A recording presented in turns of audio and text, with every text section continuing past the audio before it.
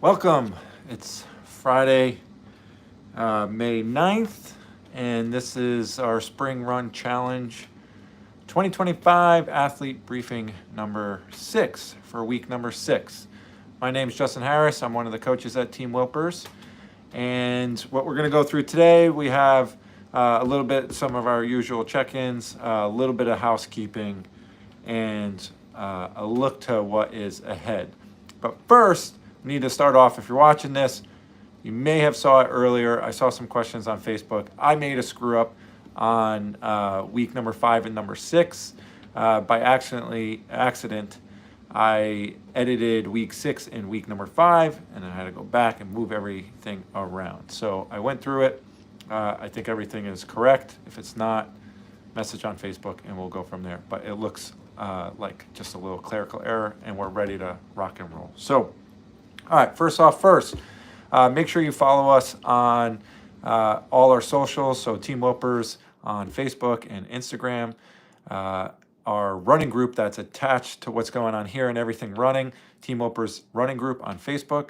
You can ask questions about what's going on, and we can go from there. All engagement, asking, everything like that. You can find me on socials, J Harris Coaching on Instagram and Facebook. And if you're on here, give us a subscribe on YouTube. Doesn't hurt. Okay. All right. So last thing before we get into the big stuff is all access. If you're not a member, please join. You get access to the ability to switch your difficulty levels. It's in the middle mode, so you can make it more difficult or easy. Add walk jogging on the easy side if you need to. You get access to strength written by Matt's coach, Ava Fagan, for this challenge. And you have access to other plans and training plans if you're training for marathons or stuff like that. Cool. All right, let's get into a little housekeeping. So I asked the question on the post this morning about what are you struggling with? And I also mentioned that I'm going to talk about what the number one thing my clients, my one-on-one clients at Team Wilpers struggle with. We do have one-on-one coaching, and to kind of walk you through on a weekly basis of kind of like how to navigate some of these things. But everyone struggles kind of with the same thing. So I'm calling this segment the struggle bus. All right, and there was some common themes about finding pace on the slower runs and such. A little bit of one challenge, which I find as well, is if you train a lot on the treadmill and then you go out on the weekend for a long run, what ends up happening is just trying to find that pace can be a little bit challenging and find your rhythm. And then there was something about cadence. All right, so on these challenges and stuff, yeah, it's finding your pace. Let's think of it as like learning a language, right? The body moves, and I think of it as a language, you know, whether I'm playing golf or soccer or baseball or cycling or running, right? Those are all kind of different movement patterns, and I would say a different language, right? And so when I'm learning a new skill, like Spanish, I stink at learning languages in that sense. More of a physical person. So learning languages, it can be challenging, right? And so when you're learning a language, you know, first the basic level is like, you know, to communicate at the most basic level, right?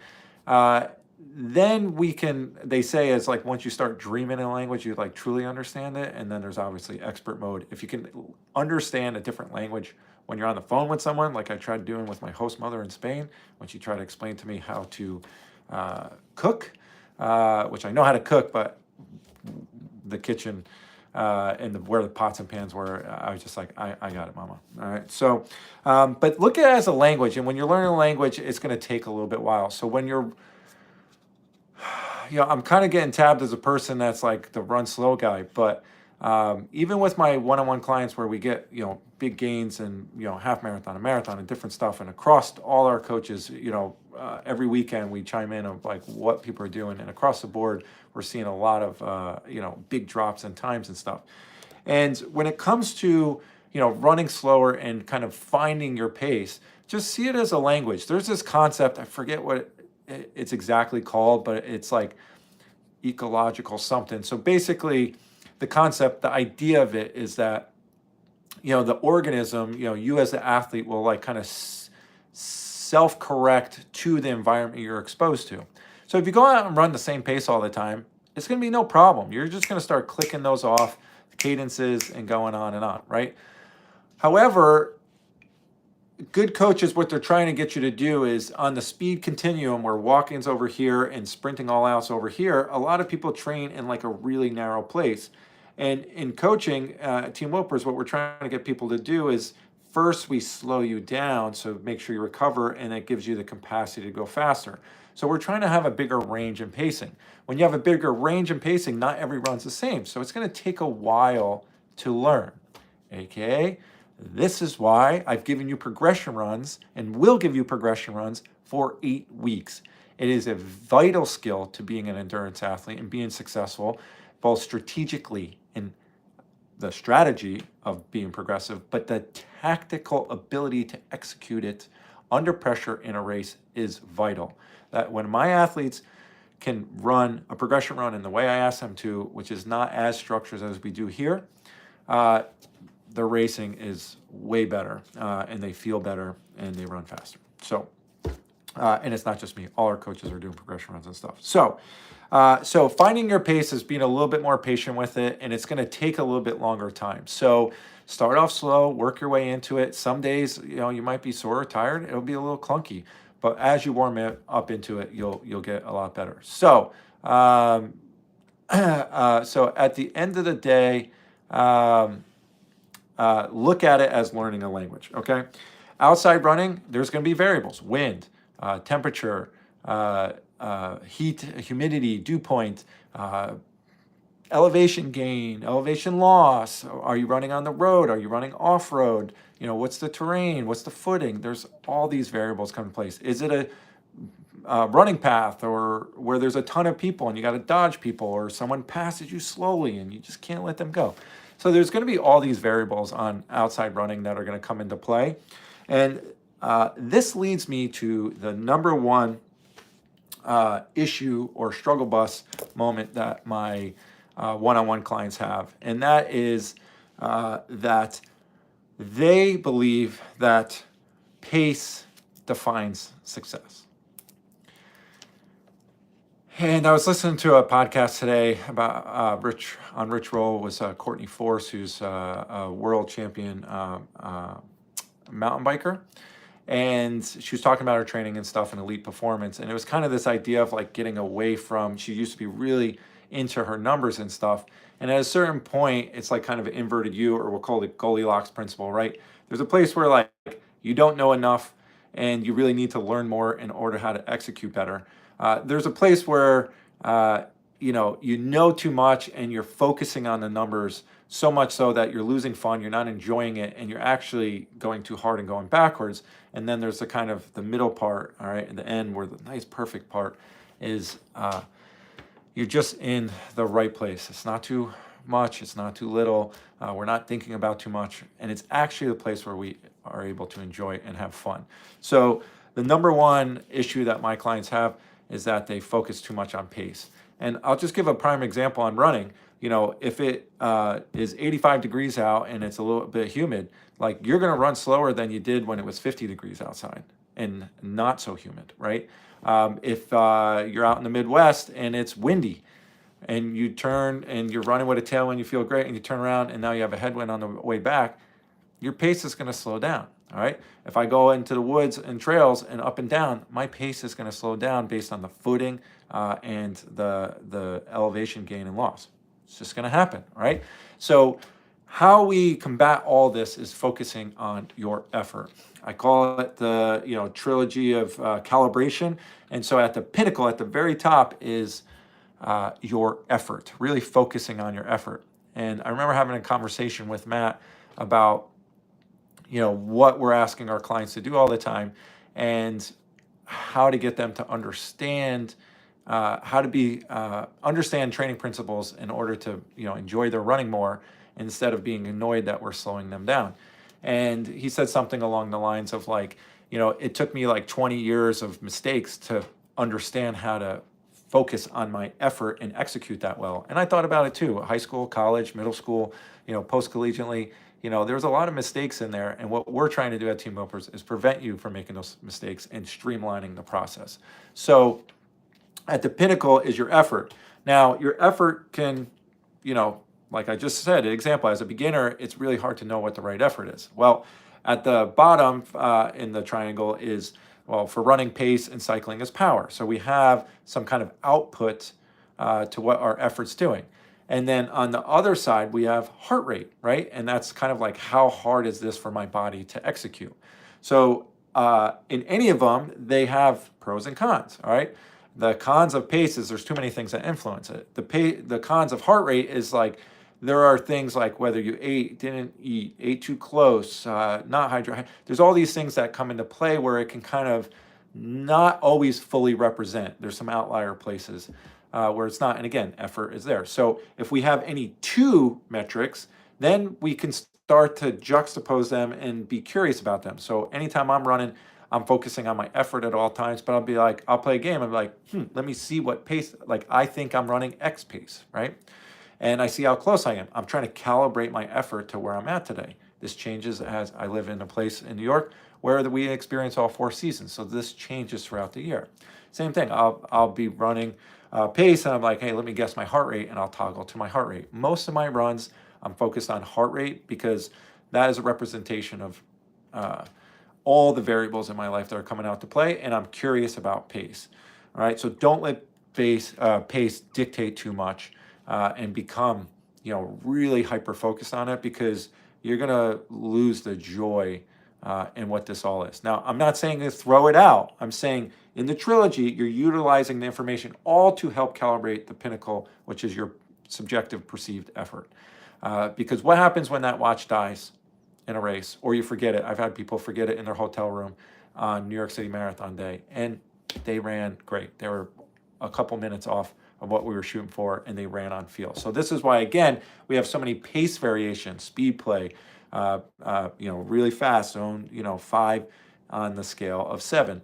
We have threshold, and which is 3 and 4s, right? And we have aerobic runs, which is 1 and 2s, and we have long runs that kind of span a little bit, 1, 2, and maybe get into 3 with some of the hill work. So again, we're just trying to help you find that Goldilocks for yourself. So don't focus so much on pace, even though on the programs I'm giving you pace suggestions, but I'm trying to really describe what it should feel like. Okay.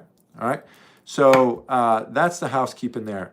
I'll come back really quickly to cadence. There was a question on cadence, and as things come in a full cycle, you've been around something long enough in your work domain or industry or whatever, things kind of come out of fashion and come back in fashion, and cadence is on, I'm being asked these questions with my one-on-one clients constantly in the past month. Is like, oh, I'm trying to shoot for 180 cadence. And it's just not that simple. Anything where there's a single metric, all right, to be successful, I find it to be not always, generally not true.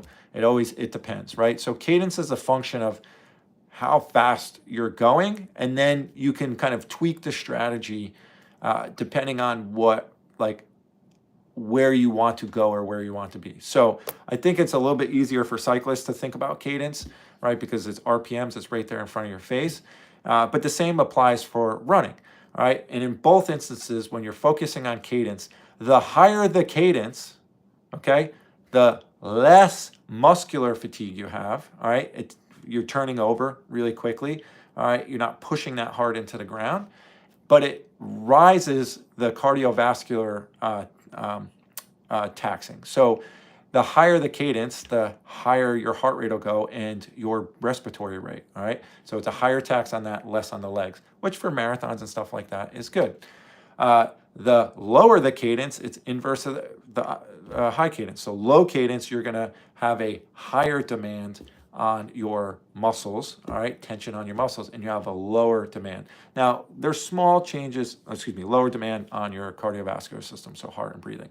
So, these change a little bit, but like a 5K, I don't want to be spinning my wheels at 180 cadence. Now, there's arguments for that too, and you can show them to me, and that's fine. I'll entertain them.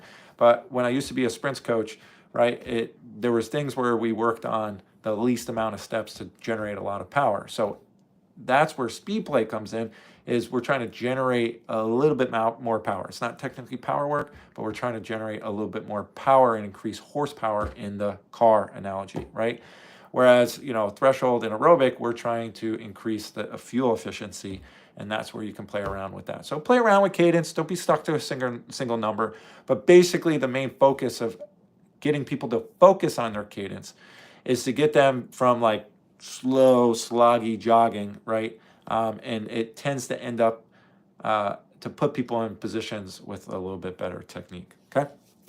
So that's my take on cadence. All right, what's ahead? All right, week 5 repeat? Not necessarily, although, like I said, I screwed up, edited in the wrong week. So speed play stays the same. Again, we're trying to progressively overload you all, right? So block 1 was 4 weeks, and we try to pick things up. Now, block 2, we're not trying to like double everything, right? We got to progressively overload, all right? Just little blocks so you have space to explore and that you're not that exhausted. If you're exhausted, we're really not getting to the place where we want to be. Tired? Yes, but you should be recovered the next day, or the next day should help in recovery. If you're spending 2 days, 3 days really exhausted, you need to pull back on your efforts, okay? So coming forward this week, we have same speed play, all right? I was an educator, and when you do something for the first time, you're kind of like, what the heck is this? What is he asking for? What are they telling me to do? I don't really understand. I'll try the best I can. You'll learn from it. The second time you do it, okay? The second time you end up being like, oh, I have some expectations. I kind of know how to work this. Maybe I did this wrong. Let me try to fix this. And so it goes a little bit better, and it's a little bit easier. By the third, fourth time you do something, you're like, okay, I understand how to execute this. I'm not so worried or stressed out about if I'm going to do it wrong or not. So this repetition allows you to truly learn the skill of the workout. And when you learn the skill of the workout, how to execute it, that becomes a tool in our toolbox. We can take that tool out and use it when it's necessary, right? So we can go back to minute on, minute off speed plays. We can come to 30, 60, 90. All right, we can pull these tools out when we need them at different periods of time, and they all kind of build on each other, okay? So speed play stays the same. Your lifts are, changing a little bit. But Wednesday, the big change of this week is the progression run. All right, I made them a little bit longer. So for the easy walk joggers, it's 31 minutes. Sorry, I want to give people at least 5 minutes to cool down. I don't want a 4-minute cool down.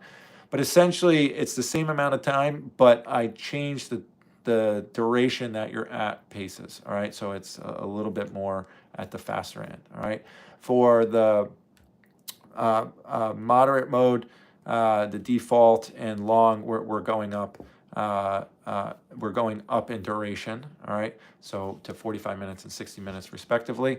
And so overall, I would say is be patient, all right? You can't exert the same amount of effort you did in 30 minutes or 45 minutes that you can in 15 minutes longer for the middle group and the more difficult options, okay? So be patient, and you're spending a little bit more time there so you can hang out. But focus on your effort. You should be able to talk a little bit in sentences on progression runs. All right, and then we're alternating back on the long run from hilly to flat. So flat, we're again being a little bit progressive, working on that, but it kind of brings down the tension a little bit on the total week, the density, by not having the up and down hills bit. So we're going to keep it flat. So those are the big changes for the week. Is really the progression run is a little bit longer, a little bit more challenging in that sense. But again, we've done this for 5 weeks now, and so I see a lot of people getting a little bit better at it, to a lot better at it, and so now it's time to kind of progress a little bit. For my one-on-one clients, what I end up doing a lot is, we do 45 minutes for weeks and weeks and weeks, only till much later do we do 60 minutes. So I'm just trying to give you a little exposure on this 8-week build to some different tools to use at your disposal. So, okie dokie. All right, I'm going to go through and see what people are talking about. Hello, Dana. Shauna, hello. Excellent. All right. Yeah, it'd take you years to learn the language. Absolutely. All right. So if you're playing this game for a finite period of time and you're just going to do it for this, you're not going to get as much out of it as if you look out and shift your perspective to have like an infinite, approach to it. We're not all immortal. So, this is not going to last forever. As we get a little bit older, it starts to be less opportunity to be the fastest we've ever been in our life if you've been running for a long time. It has more to do with training age than it does age, but I digress. But look at it as more of an infinite thing, that every time you're exploring and getting to learn new, different aspects of the sport. I've been in this thing since I was 13 running, and I've taken small hiatuses here or there. One time I took a long hiatus and came back, and every time it's like I'm learning something new about where I'm at today and trying to use that information. So yeah, it's going to take a while to learn. All right. All right, Dana, obsessive numbering. Yeah, it's really easy to get, because as a beginner, we're like, hey, we don't know what's going on, and we really want to learn, and we want to be in the know. Some of us want to be in the cool kid club, and really be able to talk the lingo. And what ends up happening is the ability to educate yourself, particularly in this day and age, is in front of you all the time, so you're seeing it. But to truly become an expert at it, we have to go through the cycle of like, to a certain point, again, it's inverted end. Like, we need to learn the information to better engage. And then there comes to like a happy medium place where it's like, okay, I have a pretty good understanding, but we think that the trajectory of like how much we grew by engaging with the material is going to be, continue to go on. And the more we dig into it, and I can promise you, I've worked with Olympians, the job of coaches at that level is just to make, just execute what you've done in practice, right? We're not trying to make it super technical the closer we're getting to the race. Far out, we can think about it more, but as we get closer, it's just doing it, all right? So I'm glad you're having fun, Dana, all right? Okay, I see a question on, do you wear a heart rate monitor separate from your watch, or don't worry about it too much? All right, your watch's heart rate is not accurate enough, all right? It's proven to be not reliable and valid, whether it's Apple has an EKG or whatever it is. In this spot, if it's too tight, it's incorrect. If it's too loose, it's incorrect. And these sensors, believe it or not, when you start moving, they become less accurate. So I'm always, first thing with my clients, and a lot of us do it as well, is trying to get people to get a heart rate monitor. So chest straps, and armbands, they're all, well, now with tariffs, they're going up, but they're somewhere between 80 and 120 bucks, and they last at least a year.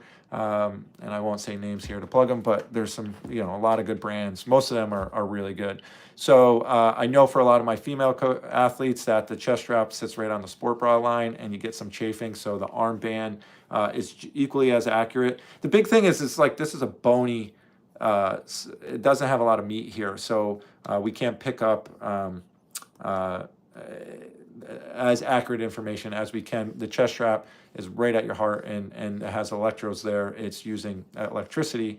That's why you got to wet the sensor a little bit before you use it. The armband is using the same technology as the watch, but there's a little bit more meat here, and it's not moving around as much. It doesn't have to be that tight. So yes, I highly recommend that you get your heart rate data from a sensor and not from the watch. They're not there yet. Okay. Okay. How do you train your quads for downhill course? I have big hills here. Okay. So downhill running is something that is, you have to be careful. So this is why I give like hilly runs. So you get some exposure of like chugging up, but you also get some exposure coming down. Coming down is where everyone puts more load on their body. Like if you're a hiker, like the accidents and issues don't necessarily happen, or ultra runner happen when you're going uphill. It's tiring, but it's really the downhill stuff where the quads get blown up. So you're looking at doing, the biggest thing you can do is really strengthen your quads and strengthen your legs. The strength program will do that. There's some advanced techniques that I'm not going to say here, because I don't want everyone thinking that they're advanced and it's the right thing to do. But at the end of the day, what you need to do is spend some time strengthening your quads and stuff. But again, you can't do it so much that it's ruining your running. So it's really a delicate process to kind of match. But if you just go out and doing some hillier runs, I've run in San Francisco, it's either flat or dead straight uphill or downhill, and so you'll have some challenges there. Anyway, so thanks for everyone engaging and interacting here. Be sure to find us on Facebook, Team Wilpers on Facebook and Instagram. Team Wilpers Running is our group that you can join. I'll get you in there.